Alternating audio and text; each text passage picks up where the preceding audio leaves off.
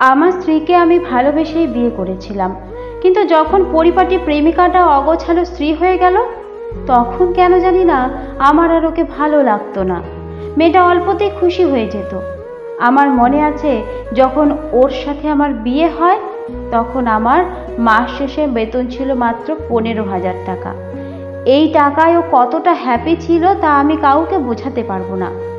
আমি থেকে শুরু করে আমার পরিবারের প্রতিটা মানুষের খেয়ালও রাখতো, আর দিন শেষে চাইতো একটু ভালোবাসা, যেটা আমি সময়ের সাথে সাথে দেওয়া কমিয়ে দিলাম। আস্তে আস্তে আমার পজিশন ভালো হতে থাকলো, আমার চিন্তাধারা উন্নত হলো, কিন্তু সংসারের চাপে পড়ে ও ঠিক আগের মতোই রয়ে গেল। আমার 15,000 বেতন 30,000-এ গিয়ে ঠেকলো। ঘর পরিবর্তন হলো, আমি পরিবর্তন হলাম, শুধু পরিবর্তন হলো না কবিতা। হ্যাঁ, আমার স্ত্রী নিজেকে পরিবর্তন করলো না। টাকার নেশা আমাকে গ্রাস করে নিল আস্তে আস্তে। ভুলে গেলাম আমি আমার প্রিয় অতীতকে। সুখ পেয়ে ভুলে গেলাম দুঃখের দিনে পাশে থাকা মানুষগুলোকে। সারাদিন খাটাখাটনি করে খাবার টেবিলে যখন কবিতা অপেক্ষা করত, আমি বলতাম যত সব আধিক্যেতা। বৃষ্টি হলেই আমার হাত দুটো ধরে যখন বলতো, চলো না একটু দুজনে বৃষ্টি বিলাস করি, আমি তখন বলতাম, বয়স তো কম হলো না, এখন এসব পাগলামি ছাড়ো। মাঝরাতে যখন পিরিয়ডের ব্যথায় কুঁকড়ে উঠত, আমি নাক সিটকে পাশের রুমে ঘুমাতে চলে যেতাম। দিনের পর দিন তার ভালোবাসা বেড়েছিল আমার প্রতি, আর আমার অবহেলা। একটা সময় পর আমার পরিবারও ওকে অবহেলা করতে শুরু করলো।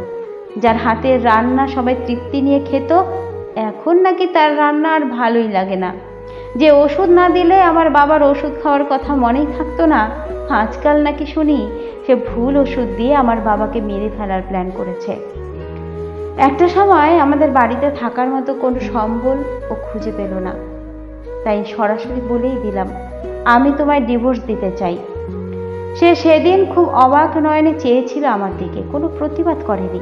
হয়তো সে বুঝেছিল তার এই বাড়িতে প্রয়োজন ফুরিয়েছে। তারপর সে অনাকাঙ্ক্ষিত সময় এলো যখন কবিতা আর আমার ডিভোর্স হবে।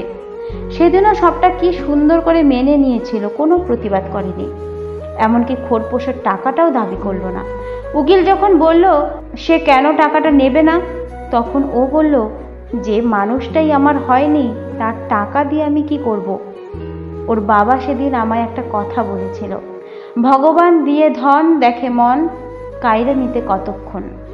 কথাটার মানে সেদিন না বুঝলেও আজ ঠিক বুঝতে পারি।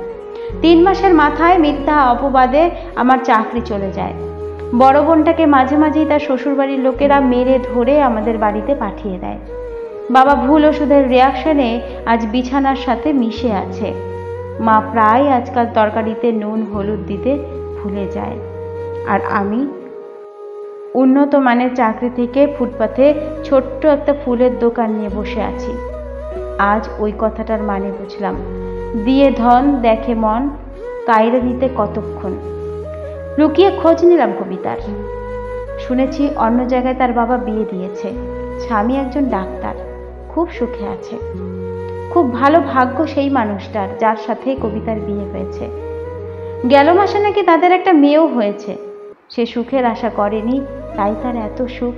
আর আমি সুখের আশা করে মানুষকে অমানুষ ভেবেছি, তাই আজ আমার এই পরিস্থিতি। তাই তো বলে, শেষ হাসিটা তারাই হাসে যারা নিজেকে নয় অন্যকে ভালোবাসে।